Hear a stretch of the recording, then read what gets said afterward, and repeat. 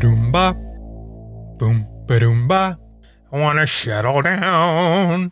Wanna settle down. That song was by Kimbra, the female vocal in that song, Somebody That I Used to Know. Well, no, that was actually me singing her song, but that wasn't actually her. But she pronounces her S's like, I want to settle down. Just like Sean Connery does. And I always wonder, like, is that an accent thing? Is that like in a different language? Does it make sense to say shuttle when you translate to English? Because I'm horrible at language and I myself struggle greatly.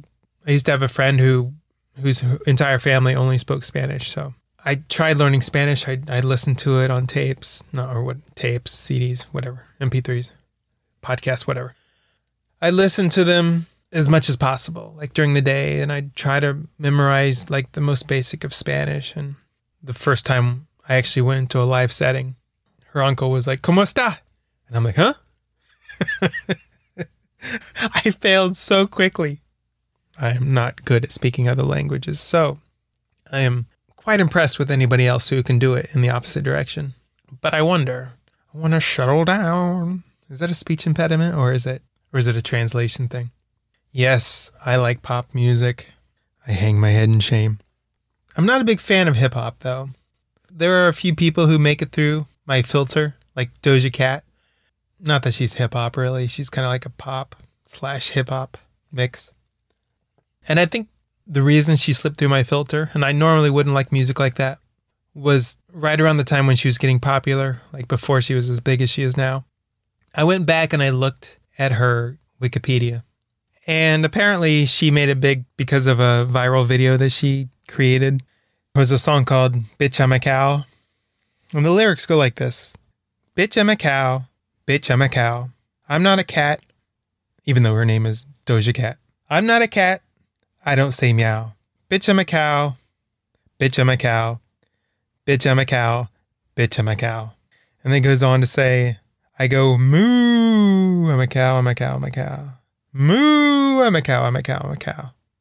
Ice cream, ice cream. You a calf, bitch? You my daughter. I ain't bothered. Get slaughtered. Got methane? I'm a farter. Chili cheese fries as a starter. Anyways, for some reason I found that hilarious. Not to mention she shakes her boobs the entire music video. And towards the end she breaks into Kelly's. My milkshake brings all the boys to the farm. It was horrible. It was a horrible video. It was a horrible song, but it was hilarious. So cheap, so low budget. And she talks about at the end how she wants a cheeseburger, even though she's a cow and not a cat. But for some reason that grandfathered her into the music that I like. Bitch, I'm a cow, bitch, I'm a cow. I just got back from boogie boarding. It was insane waves. It was a surprisingly cool day. And by cool, I mean high 70s. I was watching the Browns versus Steelers in late September. And the sportscasters were complaining about how cold it was in Cleveland. 60 degrees and the wind was blowing and it probably was pretty cold. Everybody was wearing like jackets. And I was like, ha! That's what you get for living in Ohio. But I went out to go boogie boarding and it was so cool. It was like, I'd never seen waves like this before. And again, I'm pretty much a newbie, but the waves almost look like whitewater, which seems pretty ideal for trying to boogie board because it just, when you're in whitewater, it rushes you in a certain direction. And that's what this did. One thing that blows my mind is the ocean current and how it works. I could be on my boogie board and I could just see myself traveling south, like as fast as a person could walk. The current just takes me when I'm floating on the boogie board. Even just trying to walk inside the water is really, really, really hard against the current. And I'm blown away by how much at mercy I am of which direction the water is going. There have been a couple times when I was out on the boogie board over my head and I started to freak out because I didn't know how deep it was beneath me. I was like, oh boy. So I had this like little stupid panic. Like I better kick it harder so I can get back to shore, which was silly. There are those places, and I don't think they're anywhere around me, where they're like estuaries or whatever, and if you catch the wrong stream, you can be taken out to sea. But the majority of my freakouts are just anxiety, not based in reality. The other day I was convinced that I had kidney failure, but then I took a big dump. And all of a sudden I felt better and I was like, oh, I guess my kidneys aren't failing. But for 24 hours I was freaked out. I was literally making out my will. A couple of cool things that happen down here is you'll see these birds flying in formation along the shoreline and diving for fish. And I kind of felt stupid when this question was answered, but I kept thinking that they were storks, but I don't think they're actually storks. So I went online and I asked, I'm like, hey, what are these birds that fly in formation along the shore? And they were like, oh, those are pelicans. The animals down here look more like dinosaurs than they did up north. Like pelicans look like pterodactyls. Alligators are probably actually dinosaurs. I went to a Florida Gators game last weekend. I saw a woman with big boobs with a tight shirt that said chomp chomp on it. And I was like, yeah, that's what I was thinking too. Chomp chomp. It's like a Hooters exploded and burst out into this college campus. Every other woman in this town was scantily clad.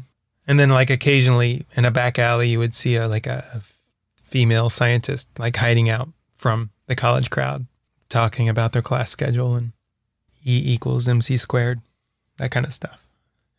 Young men who want to see boobs go to the University of Florida. So many beautiful women in such a small space. Wasn't a particularly interesting campus. I was expecting, I don't know, when you've never been to a place before, you really don't know what to expect when you get there. So you kind of fill in the blanks with places you've been before. I do that sometimes when I'm fantasizing. Like, oh, I meet this pretty girl and I have a fantasy about making out with her and my mind goes to my ex-girlfriend's apartment. And it's like, dude, get out of your ex-girlfriend's apartment. You're ruining this fantasy. Because that's all I know. How am I supposed to imagine this new girl's apartment without ever being in it before? But I've been traveling to a lot of new places lately, because I live in a new place. And it's hard to know what to do when you get to a new place if you know nothing about it. If you don't have a friend to show you around or whatever. Like you don't know what you don't know. And you can ask as many questions as possible. And it really doesn't make you understand what they're talking about. Like when I went to Gainesville, I asked online, where should I go when I visit town? And the highest voted comment was this park that was there in town, which was, I guess, kind of nice. Maybe if you live there. But it wasn't like a destination, It wasn't a bucket list item. You never know who's giving you advice when you're like on an anonymous website. Maybe the person's 90. And very few people vacation the way that I do, which is why I vacation alone a lot. I once planned a vacation with 2 other people and they were starting to ruin my plans. And I worked closely with this woman I knew at the time. And we'd walk into each other's offices and complain about our problems. And I went in there and I'm like, I planned this vacation with my 2 friends and they're ruining it. They're ruining the plans. All the things that I wanted to do, they're ruining it. And she surprisingly got really kind of mad at me. And she's like, listen, if you want to do what you want to do, go on a vacation by yourself. But you plan this trip with these 2 other people. And it's a compromise. So you need to compromise and do what they want to do as well. I'm like, yeah, you're right. That was the last vacation I ever planned with other people. Everything I've ever done, like vacation-wise, since then, has been solo. Because I don't vacation like other people do. Other people go to towns and they sit in their hotel. It's like, I've always wanted to explore as much as possible. When I went to Minnesota last year, I woke up in the morning and I explored and I explored and I explored. And then I went back to my tent and I slept for a half hour. And then I woke up and I'd go out and I'd explore and I'd explore and I'd explore and I'd explore some more. There is no way that I could have had that vacation be as awesome as it was if I didn't run as hard as I do. On the last day of that trip, I had no more energy. I probably went for like 4 or 5 days straight, just going and going and going and going. And on the last day, I was kind of glad that it was over because there was no gas left in the tank. But there was 0 chance of me seeing as much as I did in the time that I had if I had taken anybody else with me. I hear people ask all the time, How do you go to a movie alone? Are you embarrassed by doing that? Like to a movie theater? Why would it matter that you're watching a movie alone? You're sitting and staring at a screen, you know? The only thing that another person could do is distract you from the experience. I watched a couple of movies recently. Top Gun because somebody from another podcast suggested it. And then I watched Jurassic World, the third one. And I tried to watch Everything Everywhere All at Once, which didn't work out. So I ended up watching it at home. I had super high expectations for Top Gun and for Everything Everywhere All at Once because people on podcasts that I listened to had proclaimed, oh, there was this great movie. You have to go see it. And I think about how like enjoying things a lot of times, like if you go in with high expectations, there's no way that a movie can live up to the high expectations that you've built for it. But I also went in to see the final Jurassic World movie, the third one. And I think I went to see that because it turned out that Everything Everywhere All at Once was not scheduled as planned. So it's like, okay, this is my backup plan. I kind of wanted to see Jurassic World anyways. I like dinosaurs. I remember when Jurassic Park came out, I was so excited. It was like the first dinosaur movie ever. It was pretty great. The special effects for its time, you know, compared to anything that ever existed before it. After watching the final Jurassic World, I looked at the reviews and one person said, oh, it was just all action and dinosaurs fighting and they really missed a chance to really wrap up the series with a great story. And I read that and I thought, what Jurassic Park or Jurassic World movie ever had a good story? And to be only a bunch of dinosaurs fighting and a bunch of special effects was awesome. Please leave out the story. I don't need it. It's like somebody once told me, I hate minor league hockey. All it is scoring and fighting. And I'm like, wait, what? Those are the best two things about hockey, scoring and fighting. And it's the same thing with dinosaur Jurassic Park movies. All I want to see is dinosaurs fighting. You've been listening to The Great Big Intergalactic. Have a great day, everybody. Thanks for listening to the show.